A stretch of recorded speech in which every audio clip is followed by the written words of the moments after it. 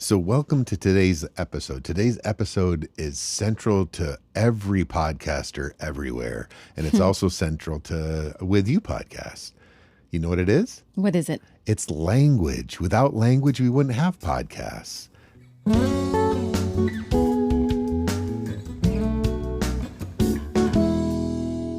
Welcome to With You podcast. I'm David. And I'm Tara. I'm a marriage and family therapist and professor. And I'm a birth doula and educator. And we're married to each other. We've raised 4 kids, and we're in professions, as you see, that deal with coming alongside people. Right. So in this podcast, we're going to share what we've learned about relationships and life transitions.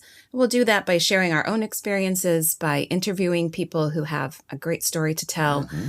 And we've got some expert interviews to give us some even better information. It's going to be so good. Let's get started. Please join us.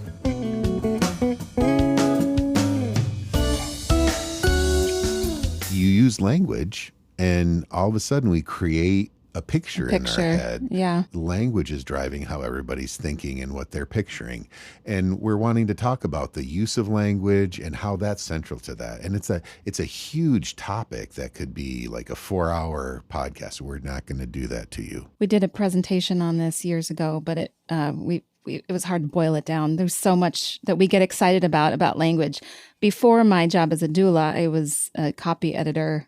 I love words. Yeah. Yeah. I love getting into the nitty gritty. We'll give you an overview of what we think about why words are so important in relationships and life transitions. Yeah. And so maybe we'll start with a kind of an idea that what we grow up with in terms of our culture, our family, region of the world, that really shapes the words we use, the language we use, and then kind of shapes how we think. And I have a story, and I am a bit of a nerd, so this is going to be, I have a citation and everything, but there's a researcher that researches language and meaning, and her name is Lera, Lera Borodinsky.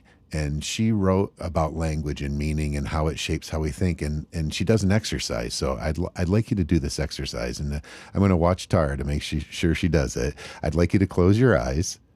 Got it. Okay. So with your eyes closed, I'd like you to point north from where you're sitting right now. Oh, my goodness. See, the problem is you don't know if I'm correct because I don't know which way is north. Something about you is that you're a little directionally challenged. I am so directionally I am pointing north because I know the directions of my house. But if we were outside, it might have been a harder exercise. Yes. And most people, when we do this exercise, have no idea which direction to point. And Dr. Borodinsky talks about an Aboriginal tribe in Australia where their language is all centered around the cardinal directions. And so if you had a 5-year-old girl blindfolded from this community, you tell her to point north and she could do it automatically. And the language shapes her awareness, what she attends to, and is just naturally able to think and do those tasks because of the language usage that comes out of the culture. How do they use the cardinal directions in their language? So instead of like saying, oh, Tara's sitting right across from me and I point, I say, Tara's sitting east of me. I don't know if that's true or not. That's correct. Oh, because I just pointed north, so I gave you your cardinal directions. And quite frankly, I know then if north is up, it spells we, west and east, and that's how I figure out the directions. Yeah.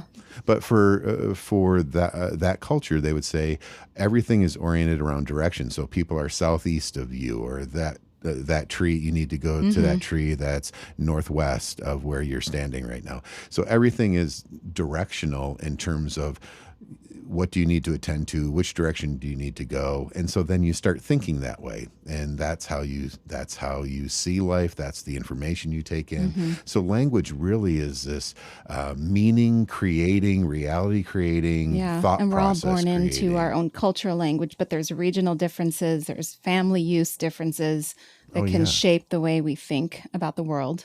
But in a bigger picture sense, it can shape the way we think about the world, the way we think about ourselves, the words that we're called, or the way language is used in our families.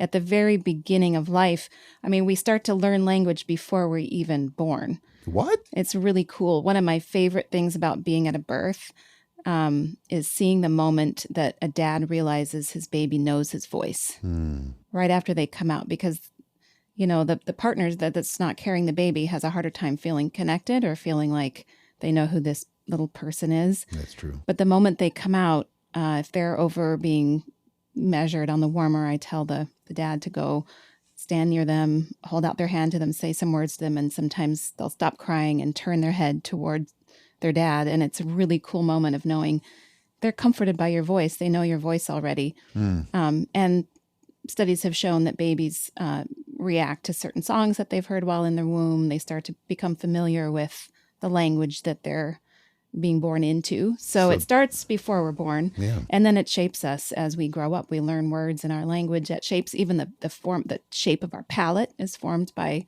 the type of language that we're learning. Yep. And so it shapes us physically, that's socially, remarkable. mentally. Mm-hmm. I totally get it. As a dad, I remember feeling not as connected, and that kind of power of recognition, and it made me feel connected that the baby would recognize my voice.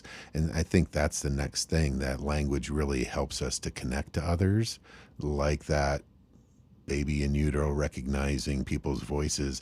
There's the actual learning, but then there's the connection that happens there. Communication is the key, really, to connecting with other people. And it's not just communicating, it's the how. Yeah. Words are really important in how we connect with people, how that communication's received, and how it's sent.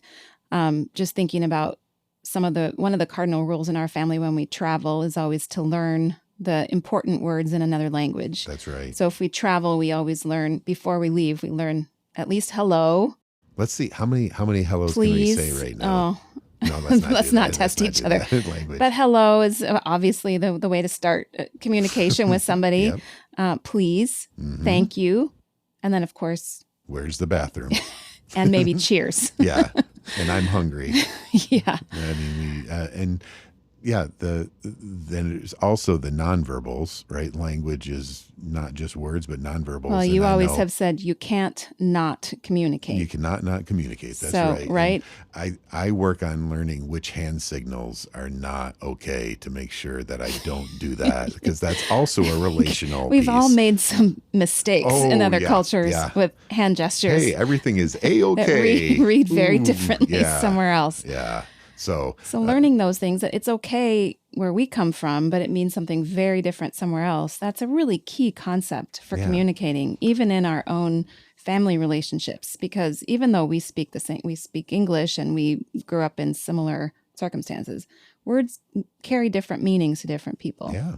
I've had friends in other cultures where the English kind of offensive words to us don't mean, they're just sounds to them and don't mean anything. And so they'll say kind of a really offensive word, and I'll be shocked. And they're like, why are you upset by that? But then if I reciprocate and say a really offensive word in their language, they're like, oh, I get it. And so there's this kind of language in and of itself, separate from meaning and relationship, is a weird thing. It's just sounds and signals, but the relational piece really is so important in connection. And that's what's really hard as a parent, is realizing that the words we use with our children carry a lot of weight and help shape who they are and what they think about themselves. So we both we learned, we lived and learned this as we raised our kids and helped each other.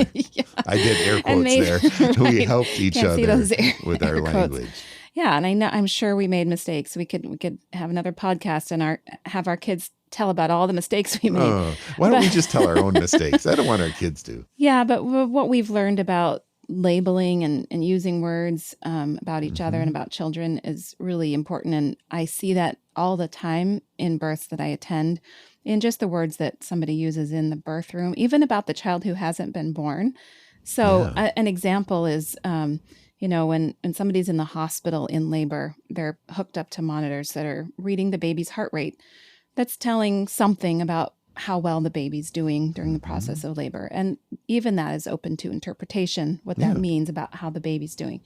But often the nurse will say something about that or have worries about it, and sometimes attribute a personality trait to the child based on the heart rate. So they may say to the parent, "Oh, your baby's being so stubborn," because the monitor can't pick up the baby's heart rate for whatever reason. Usually because of the position the mother's in. Yeah. But they may say the baby's being so stubborn. And I understand from the nurse's perspective, they're trying to just add some lightness to the room. Sometimes not lightness, but some sort of giving the baby a personality, a voice, right? But I see the end result of that sometimes when I'm talking to the parent weeks after the baby's been born, and they still use that attribution. They may say, "Yep, Johnny's stubborn. He's always been stubborn, even before he was born." So that label, even though it was lighthearted and it had nothing to do with the intentions of the child, it becomes part of their story. So those words carry a lot of weight. They do. It may or may not be true, but the language, all of a sudden that child is that person, that trait. I know you always helped me when occasionally I would say, "Oh, you're a bad child," or I said a kind of an essence. You never said that. I would say, "What's wrong with you?" Yes. Typically it was, "What's wrong with you?" And you would just like, "Is there really something wrong with him?" You would ask a gentle, and it was really gentle. It wasn't sarcastic. It was really gentle. "Do you really think that?" And it was really kind of emphasizing, are we speaking about the personhood, the person of that child, or are we talking about, oh, that behavior is a problem, or, that was really that wasn't a great idea to do, right? We can kind of talk about, but that takes intentionality as parents to think about, oh, I really want to focus on this piece, but it probably comes from our experience in language in our families that we grow up in. Exactly. I was going to say the intentionality is hard enough creating new patterns, but it's undoing the old ones in our brains that are really hard. Yeah, and so hopefully just starting this conversation gets you to think, and it frees you up to be intentional with language in a different way and be gentle with yourself. We're going to talk about meaning. What do you mean by that? What do you mean by that? I have no idea. I've been What's searching. The meaning of all this? That's why I went to grad school, was to try to figure out life. And I'm still in grad. I'm never going to graduate. Is that why you went to grad school? No. I went to grad school to have a profession and help people and, all the right answers. Yeah. Well, let's talk about meaning a bit, since that's one of the cornerstones of kind of how we think about covering topics. That meaning is central to all of life. Right. This is kind of the core concept for everything. Yeah. Basically, why are we here? Yeah. That big why question, kind of meaning making of why does this happen? Why are we here? I like how we were talking a little bit earlier about development, and the different stages of development are kind of like stages of meaning making. Right. I was asking you to remember at what age did the kids start asking why? Because, at age 2, their favorite word is no, because they're learning that their will is different than yours. That's right. And is it 3? They start saying, why? Yeah. Why? And you why ask is the sky when blue? You're at home with a child, you answer that why question a million and more times. A million and one times. I was trying to think of some giant number number. Yeah. But it's interesting that we don't necessarily have an answer to that that's developmentally appropriate. Like, why is the sky blue? We can talk about light refraction and all of that, but it's really because I say so. I mean, after frustration, there's a bit of... It just is. Right. The authority says it's this way, and just embrace it. So like at age 3, age 4, you're asking why, and it sticks with us. So we're trying to figure out what's going on with me, what's going on with others, what's going on around us. Why do we eat spaghetti on a fork rather than just slurping it up? I would love to slurp it up. Maybe you do. Yeah, maybe I do. But I do think it shows that we're built that way to know why we're here, to know a bigger purpose. Yeah. Than just, I do this, and this is how things are every day. We want to know, why is this happening? Who am I? The bigger questions. Those are some deep questions, and I think it's a challenge to answer them. But for me, the starting spot is my faith. That's the organizing principle. That's the meaning making that makes sense. It helps me understand who I am, understanding that there's a God who is bigger than me, who loves me. That then helps me understand a meaning outside of myself as well as then where I'm located in that meaning. Right. And I think it's pretty clear that people who are tied into something bigger than themselves usually have, they're coming from an anchored place in general. And that's a shared meaning that we have. We share that same faith. And that's partly what drew us together. Yeah. But it's helpful individually for us to think that our value doesn't come from our relationship, that our value comes from who we believe we are, tied to that meaning, who we're created to be. And so coming from that sense of value and sense of why am I on this earth? What is my purpose? Helps us have an individual anchor that doesn't need something else to give us value. Yeah.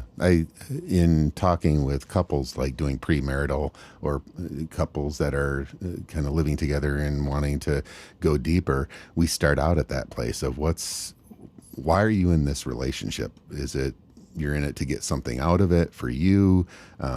We've talked about the other completing that person. What's the meaning? And for us, it's really freeing having a meaning that, okay, my relationship with you, how I love you, isn't conditional on what you do. It's really a function of my relationship with God that frees me up to respond. And so it's both kind of what goes on for me and my meaning making and how I live that out. And then it helps when we both share that.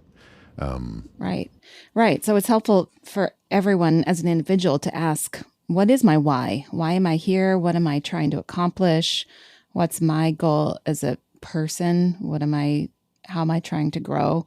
I think, I'm always fascinated by World War II. I think there's lots of things about suffering and about questions of why. And one that kind of bridges my interest in World War II and psychology is this idea that Viktor Frankl brought in. So you're familiar with Viktor Frankl? Sure. Tell me. Oh, good. Oh, I thought you'd never ask. So Viktor Frankl was an Austrian neurologist and psychologist. But before that, he was in a concentration camp.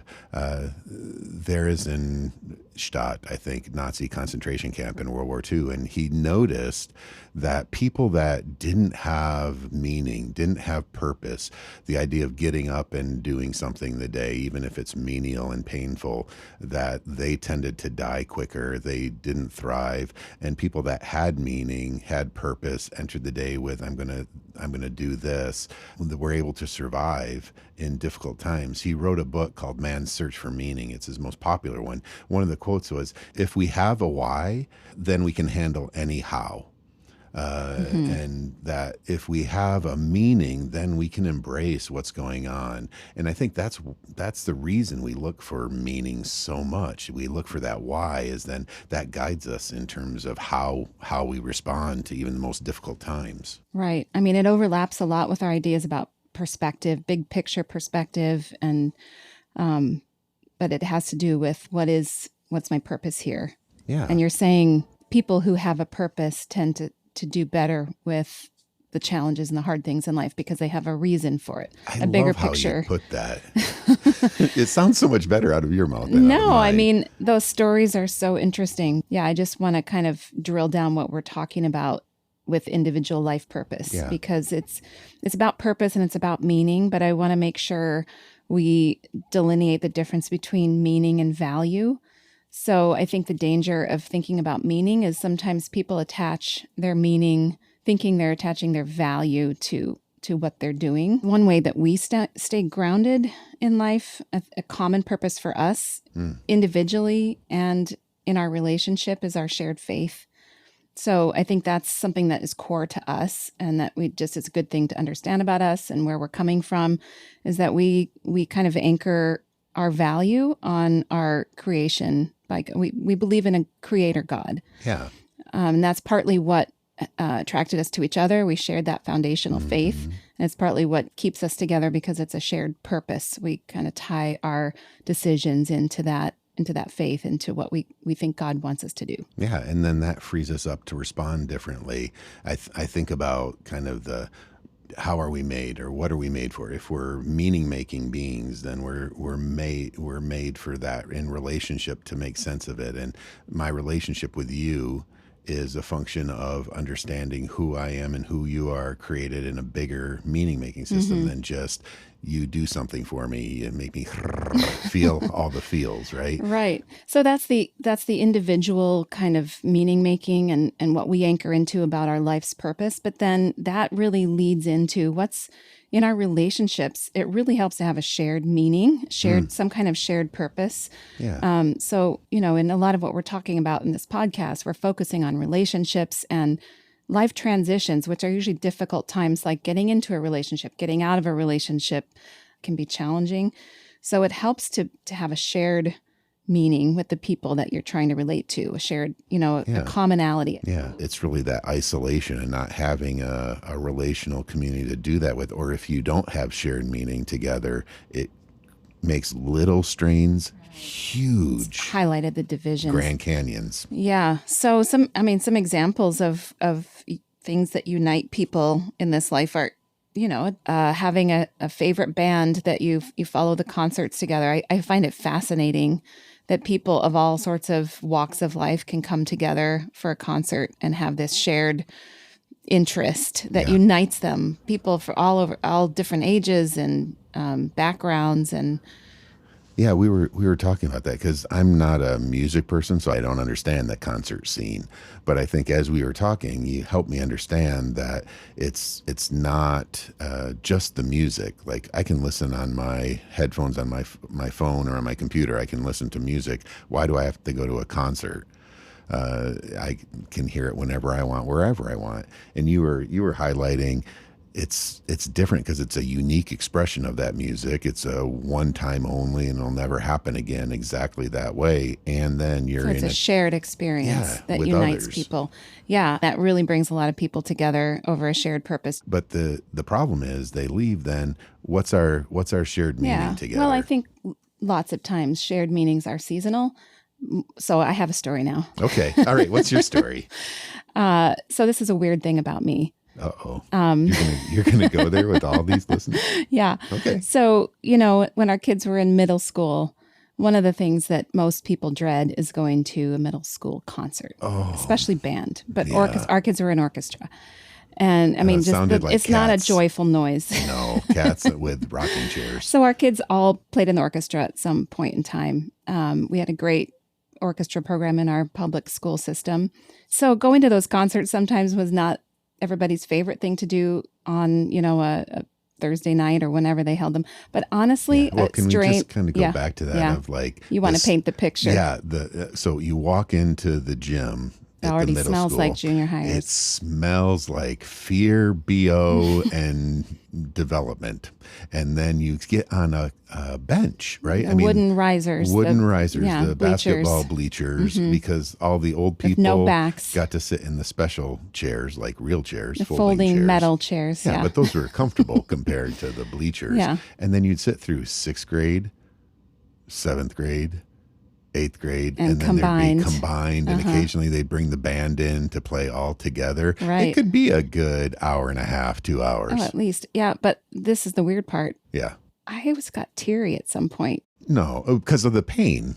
No, because so this is where it comes into shared purpose. All these kids, in middle school, they are all at strange and different times of growth. And, some are tall, some are short. They're all shapes and sizes. They're going through weird stuff. And them some of these kids you've known since preschool, and they're all, going different directions. But on this one night, they're all dressed in their black and whites, and they're making music together. Yeah.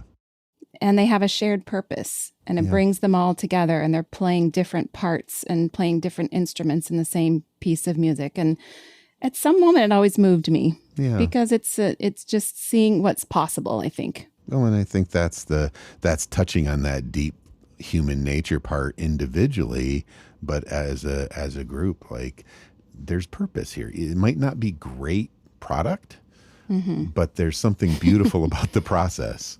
Right. And that's a hard shift sometimes, because I think culturally here in the States, we tend to focus on outcome of like, what is the music beautiful? Did they play well? Did my child do well? Well, and we're a bit more individualistic about our own performance than some cultures that are more about the whole and about the coming together. So I think it's a good thing to think about when you're in a relationship is what is our shared purpose together? Because that can either bind you or can remind you that maybe this relationship needs to end. Sometimes there isn't a shared purpose anymore. Yeah, or having to look at like you were saying, the season of shared purpose. And that's the upside of being able to find commonalities that we can work together and enjoy being together. But then there's the downside of that. Right. I mean, when we attach too much value to that shared purpose, I think that's the part that can make it harder for people when that time ends. Another example is a sports team. Our kids all played sports as well, and a high school football team. I get it. Well, and that's what united us with a lot of our friends. It's kind of interesting to think about friendships sometimes being situational that way when you have a shared focus. Mm-hmm. So we made a lot of friends sitting on sidelines of our kids' sports teams. And you think you'll be friends for life. You spend so many hours together, sitting in the rain and the sun the cold, and cheering on, watching kids do well or not well. Painful experiences together.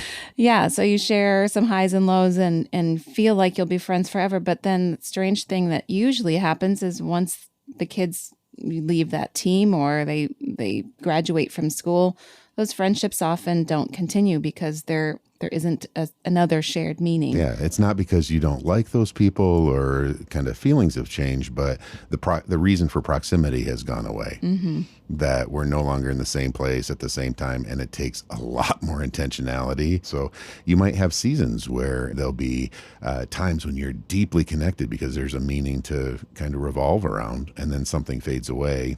And the relationship fades away. Yeah, and you usually feel sad when those relationships pass, but I think it's a normal part of human relationships that there are seasons where we're together, we're tied together by some shared purpose, and sometimes that passes. And it's a fond memory, but not a continued relationship. Yeah, and I think this applies not just to individual meaning making or couple meaning making or small group, but even large organizations, whether it's a church or a business. I know we're both going through seasons in different organizations we're in of writing mission statements and looking at vision statements. And really that's a shared meaning that we're trying to look at and say, if we're going to be part of this group, here's what's going to join us and connect us. Mm-hmm. It gives you a common purpose. Yeah, and it's good for us, like an employment place. I want to make money. I want to flourish professionally. But there's also the mission of the institution that we're part of or the business that we're a part of that kind of brings us all together to do that. So it's kind of a both and. It meets the individual need and the greater good. Right. I think it's a great tip for young families, too. I think it's a really cool thing for a young family to sit down and not necessarily a formal vision statement of, what we want to accomplish as a family, but everybody feels more connected to something that has a purpose. And even a family of, just a couple having some sort of shared guiding principle is a fun thing to think about. And I tell people when they're having a baby, sometimes that's their kind of pivotal point of realizing we are our own unit. We're no longer tied into our parents' way of doing things. We can create our own new vision and our own new meaning and way of doing things. So it's a good time to think about what is important to me, what is important to us together, and how do we want to do that together? How do we want to be known as a unit? And people really, I think, do better when they feel tied into something that's bigger than just their own purpose. It makes me wonder about, so we're talking about family and other things, but I wonder about just roommates, or you find someone to live with, whether it's a college dorm or given the financial nature of things, finding someone to rent a room in their home, or this isn't necessarily a conversation or a thought process. There's certain areas where it's more natural to look at shared meaning. And it makes me wonder as we're talking about this, how that could be helpful in navigating maybe other types of relationship that there doesn't seem to be as natural a meaning making or a shared. Yeah, we like to find focus. our commonalities. And I think that's important for humans, especially at this time. I feel like like we mentioned before, divisions are highlighted. Yeah. And when it comes down to it, I think most of us have the same general desires in life. We want to do well. We want our families to be safe. And so highlighting those commonalities can help keep us more together instead of divided. Yeah, like the core pieces, because there's going to be differences. I know we've had... how are the tricky parts. That's where we are, of what's core and then what are the things that we'll disagree on, but that aren't the center of the meaning making that keeps us connected. Yeah.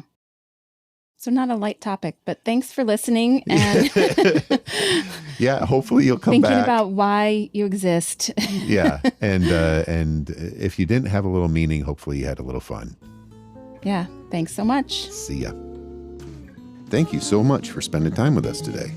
We invite you to visit our show notes page and website for more resources and information. If you like what you heard, please rate, review, and subscribe to our podcast and share with your friends. That would be a huge favor to us.